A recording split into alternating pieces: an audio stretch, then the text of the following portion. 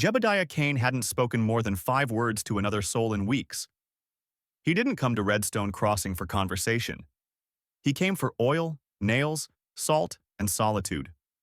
That morning, he had shaved the edge of his jaw with cold water and no mirror, not for vanity, but because the wind had started to cut. The wagon wheels groaned beneath him as the mule team trudged toward the town's only general store, past sagging porches and faces that no longer asked how he'd been. But then, noise. Ugly, laughing, low-slung cruelty. It came from the side of the livery yard, the kind of noise men made when they'd stopped feeling anything. Jeb slowed the wagon, not out of curiosity, but because the road narrowed with idle bodies. And that's when he saw her. Chained. Dust on her skin. Blood dried around her wrist bones. Barefoot, barely dressed, barely breathing, but unbroken. She was standing against a splintered post like a woman sculpted from pain and resolve. The neckline of her buckskin dress had been torn to expose humiliation. Her arms hung heavy with iron cuffs. Her hair was half loose, half tangled braids. The fringe of her dress whispered in the breeze like the ghost of who she had once been. And yet her spine was straight. She didn't beg, didn't blink, didn't breathe like prey. He didn't know her name yet, Ishani, but Jeb already knew she was not a woman defeated.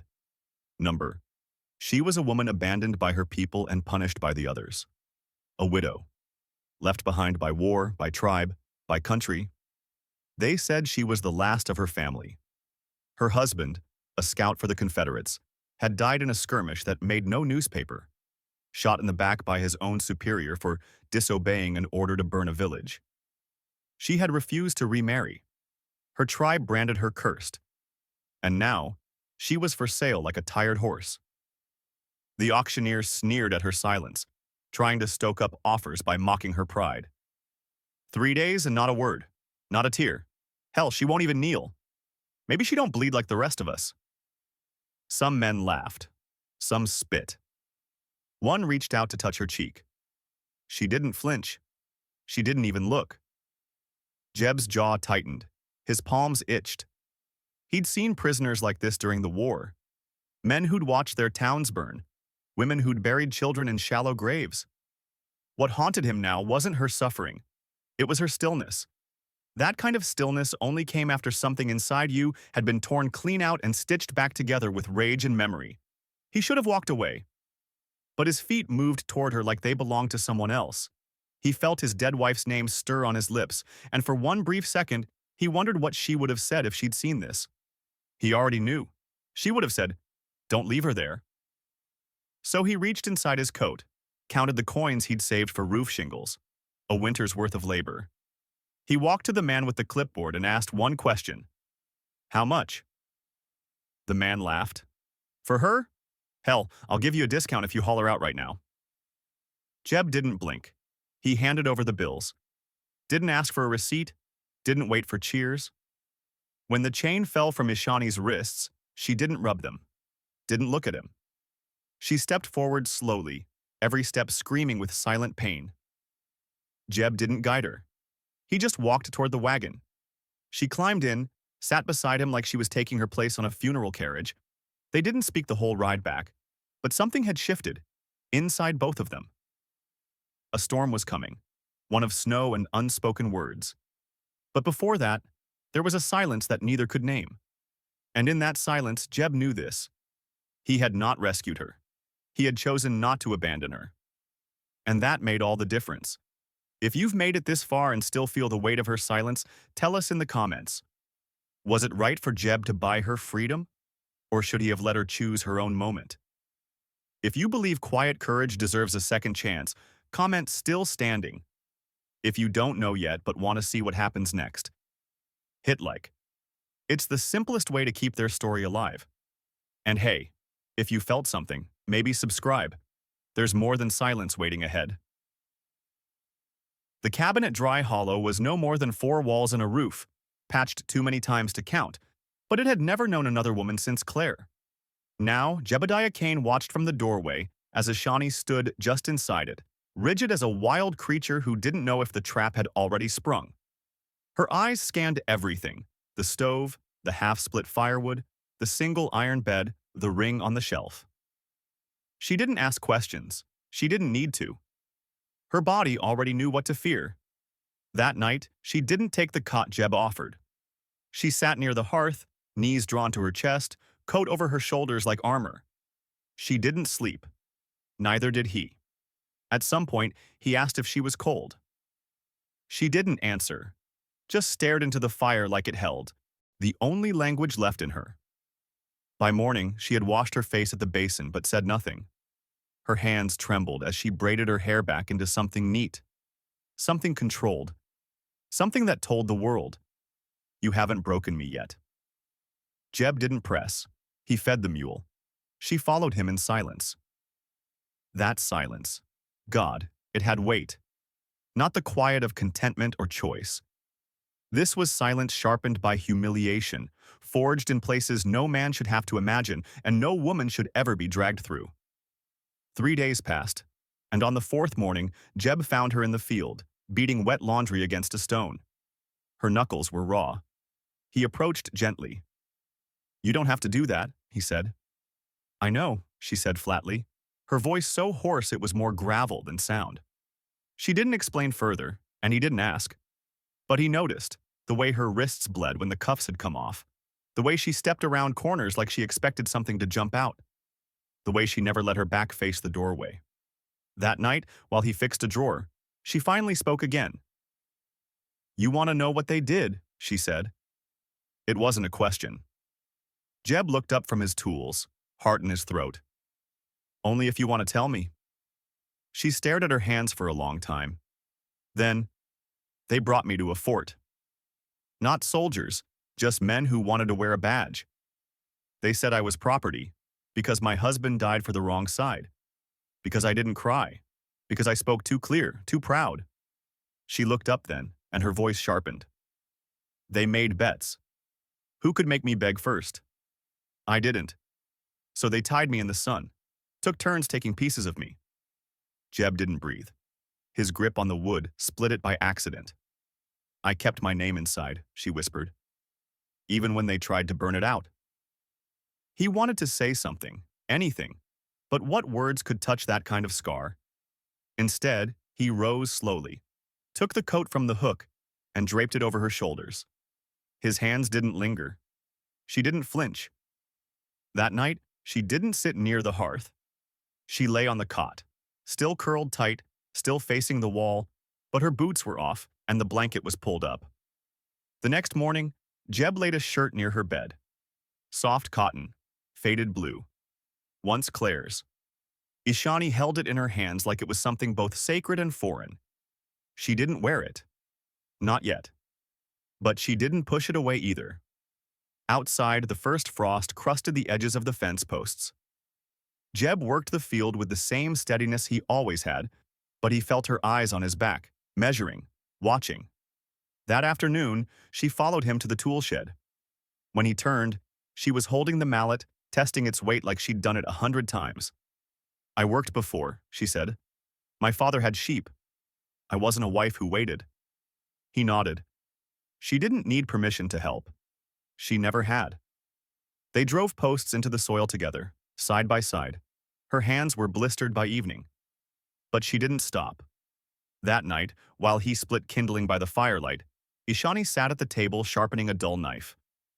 The sleeves of the borrowed shirt now covered her arms, but the hem of the deerskin dress still showed beneath. Ripped, patched now with uneven stitches of sinew and cotton. "Do you know what it feels like?" she said suddenly. "To be alive, but feel like you're watching someone else's story?" He stopped mid-swing. "I do." She turned toward him. "You lost your wife?" He nodded. "Fever, fast. Took the air out of the room. She was loved." "Yes." Ishani's eyes didn't soften. They sharpened. "I loved a man too. They hanged him before my eyes. Said it was mercy. Said they spared me. But they didn't." There was no rage in her voice. No tremble. Just a dead calm. A storm that had already passed and left everything broken. Jeb sat down across from her. Quietly. "You're not broken," he said. "I'm not whole either. Then maybe we both live in pieces for a while." She didn't reply, but she didn't move away when his hand rested on the table between them. Later that night, as the fire dimmed and the wind howled outside, Ishani placed the knife on the windowsill. Not for defense, but as a sign. She was beginning to believe she didn't need it anymore. Not here. Not yet. The snow fell hard that week. Thick, soundless, heavy. It covered the fence lines, the mule's trough, the half-finished firewood pile behind the cabin. And somewhere beneath the silence of that cold, Ishani began to move differently. Still cautious, still measuring every step. But now, she left her boots by the door. A small, deliberate act. One only a survivor would understand. Jebediah noticed. Not just the boots, but the way she began sweeping the floors without being asked. The way she folded the quilt twice instead of once. She never smiled. But she started choosing to stay in the room even after he entered it. That was something. Then came the day of the rider. It was just past noon. Wind. Cutting sideways through the valley when hooves crunched the frozen earth outside the cabin. Jeb was at the barn, fixing a warped beam. Ishani had been inside, cleaning the stew pot with warm water and a piece of ragged cloth. The knock came sharp. Too casual, too familiar. By the time Jeb came into view, the man had already stepped onto the porch, holding a package and a grin that didn't match the cold. A delivery rider from Redstone, not the usual one. "I brought the supplies," the rider called out. "Heard you were still holed up out here with that wild woman you bought." Jeb's boots stopped on the step. Ishani had frozen inside, her hands shaking, water dripping down her wrists. "She inside?" the rider added, peering into the window. "Wouldn't mind getting a closer look this time. Town's still talking about how she wouldn't even kneel. Proud thing. Bet she ain't so proud now." The air went still. No birds. No movement. Just the thrum of something ancient and cold rising in Jeb's chest. He stepped up slowly, without raising his voice.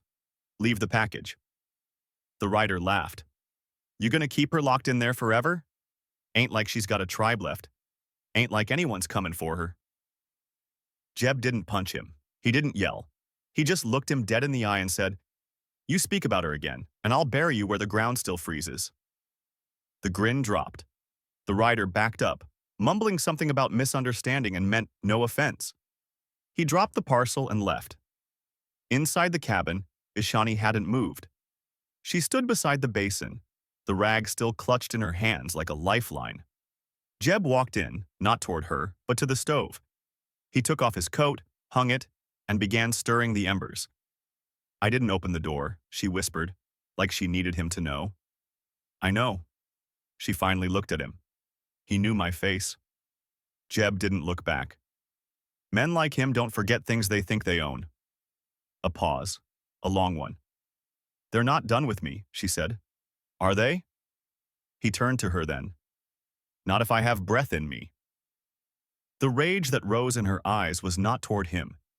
It was for the world. For the unending violence that chased her even into quiet places. For the men who had stripped her of everything and still looked for more to take. "I will not hide in this house," she said, her voice cracking but sharp. "You won't have to." That night, she moved her cot closer to the fire. And for the first time, she spoke her husband's name, Sequoia, a man who had died with dignity no one remembered but her. "He told me once," she said, "that love without protection is nothing but a poem." She looked across the room. "I need to know that if they come, you won't just shut the door." Jeb didn't promise her safety. That would have been a lie. He promised his stand. "I'll bleed beside you if that's what it takes." That night, she finally rested with both eyes closed. Not because it was safe, but because she had chosen not to sleep in fear anymore. It started with the chickens. At first, just one, missing from the coop with no sign of blood, no broken wire. Jebediah chalked it up to a fox. But by the third day, the gate had been unlatched, not torn. The prints weren't paw-shaped, they were boots. "I locked that coop," Ishani said one morning, eyes narrowed as she examined the fresh tracks. "Twice." Jeb crouched beside her. "These aren't mine." The prints circled wide. Someone had been watching them, close enough to reach the animals but far enough not to be seen. He followed the trail through the frost-lined grass until it vanished at the tree line. No name carved into bark, no bullet fired, just the cold certainty of being hunted. Back at the cabin, Ishani stood stiff at the window, her arms crossed. She'd pulled her hair into a single braid down her back, a tight one. Defensive, prepared. "We need to talk," she said. Jeb looked up. She wasn't blinking. "If they come again," she said slowly, "and I'm taken, I will not survive it. Not like before. I won't come back the same, if I even come back." Jeb nodded, his jaw clenched. "You should know something," she added, voice quiet. "The last man who tried to take me after the fort, he didn't walk away. I buried him." There was no tremble in her voice, no shame, only a promise. Jeb didn't ask where or how. He didn't need to. Some things didn't need confession, only understanding. The following night, the firewood stack was knocked over. Something had walked close, too close. The mule was restless, stomping and snorting in the dark. Jeb stayed up with a rifle across his knees. Ishani refused to sleep. She sharpened the same knife over and over, her rhythm steady, like it helped her breathe. Before dawn, a sound broke the frost-heavy silence. A voice. Mocking. Familiar. "Still keeping your squaw, Kane? Heard she sleeps like a dog by your fire." It was him, the rider from Redstone, but this time he wasn't alone. Two other figures moved behind the tree. Line. Shadows with purpose. One lit a match. Another stepped forward, holding something wrapped in cloth. Ishani didn't wait for orders. She stood by the door, knife in hand, eyes hard. Not afraid. Ready. "They brought fire," she said. "They'll burn us out." Jeb looked at her. "Then we don't wait." He stepped outside first, rifle raised. Ishani followed, flanking the opposite side of the cabin. They moved like wolves. Silent. Coordinated. Deadly. The men didn't expect resistance. The first shot shattered the rider's torch hand. He screamed and dropped it. The fire snuffed in the snow. Ishani flanked left, crouching low, and swept one attacker off his feet with a blow to the knee. Her blade found its mark. Quick, merciless. The third man, young, no more than 20, froze when Jeb aimed at his chest. He dropped his weapon. "I didn't know," he stammered. "I thought she was—" Jeb didn't shoot. But he didn't lower the rifle either. "You thought she was nothing," he growled. Ishani stood behind the boy now, her blade at his throat. She didn't move. Jeb saw her hands shaking, not from fear, from restraint. He stepped forward and gently placed a hand on her shoulder. "Let him crawl." She hesitated, then stepped back. "Go," she hissed. The boy ran. The fire didn't come. Only silence again. But it wasn't the same silence as before. This one held weight, and something else. Respect. That night, Ishani didn't sit by the hearth. She sat beside Jeb. When he finally spoke, his voice was raw. "I should have kept you safer." She shook her head. "Number, you let me fight. You didn't put me behind you. That matters." Outside, the snow began again. Soft this time. The wind eased. They had earned a night of peace, but even in peace, the blood didn't wash off, and neither of them pretended it should. 3 days passed after the ambush. No riders returned. No threats carved into trees. No smoke on the ridgeline. But silence can lie. Ishani didn't unpack the saddlebag she'd thrown together that night. She left it by the door, just in case. She still slept with her knife under the pillow, even though her head now rested next to Jeb's. Every morning, he rose before her, stoked the fire, and whispered things he hadn't learned to say out loud. His fingers grazed her arm, not possessive, not needy, just there, present. But peace, like winter, doesn't last forever. One afternoon, Jeb rode into town for salt and nails, a trip he couldn't delay any longer. Ishani stayed behind. She didn't ask to come. He didn't ask her to. Something between them had shifted after the attack, not broken but strained. like both had started calculating the cost of survival differently. Redstone Crossing was quieter than usual. Folks stared at him longer than they used to. He didn't speak to anyone until he saw the poster. It was nailed to the wall outside the sheriff's office. Ink smudged. Wind-worn. Reward for return of property. Name: Ishani, no surname. Age: unknown. Race: indigenous. Branded: escaped bondwoman. $40, dead or alive. Jeb stared at it, long enough for the deputy on the porch to notice. "You know her?" the man asked, chewing on a sliver of tobacco. "No," Jeb said, voice even. The man squinted.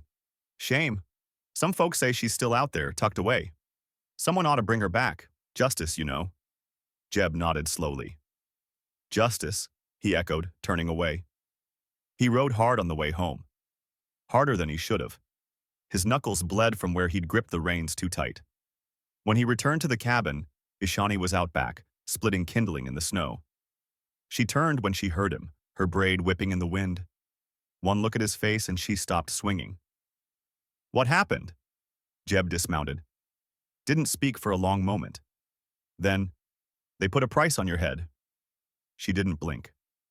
"For surviving? For escaping?" She tossed the axe into the snow. "Let them come." "Ishani, no," she snapped. "Don't tell me to run. Don't tell me to hide behind your walls. I have run enough, buried enough. You don't get to tell me what's safe." "I'm not trying to," Jeb said. You just don't want to lose me," she finished for him. "But I am not yours to lose." He stepped forward. "You think I see you as mine?" She didn't answer. "Then you don't know me at all," he said quietly. "You chose to stay. You could still leave. But if you go, I'll follow. Not to claim you, because I believe in what we built here. And if that's not enough, then I'll let you go. But I won't let them take you like a thief in the night." Her breath hitched. And for the first time in weeks, she cried. Not because she was weak, not because she was afraid, but because no man had ever said, "I will follow," instead of "you belong to me." That night, she placed the bounty poster on the hearth and set it alight. The flames crackled high and hot, the ink curling into smoke. She watched it burn. "I want a name," she whispered. Jeb turned from the fire. "You have one. Number, I want a new one. Something I choose. Not one they wrote on a page or carved into my skin." He nodded. "Then choose." She looked down at her hands. Rough, calloused, strong. "Call me Mara," she said. "It means bitter, but I'll make it mean survived." Jeb stepped closer. "Then Mara it is." They stood side by side as the last of her past turned to ash. Outside, the snow began to melt. Inside, they began again. Not with forgiveness, but with fire. The story of Ishani, who chose the name Mara, teaches us that survival is not just about escaping harm, but reclaiming dignity. In a world that tried to strip her identity, she fought not to be saved, but to be seen and respected. Her journey with Jeb shows that true healing begins when love does not demand silence or ownership, but offers presence, choice, and trust. It reminds us that even in a brutal world, two wounded people can build something sacred, not by forgetting the past, but by choosing each other anyway. Survival is strength, but naming yourself? That's freedom.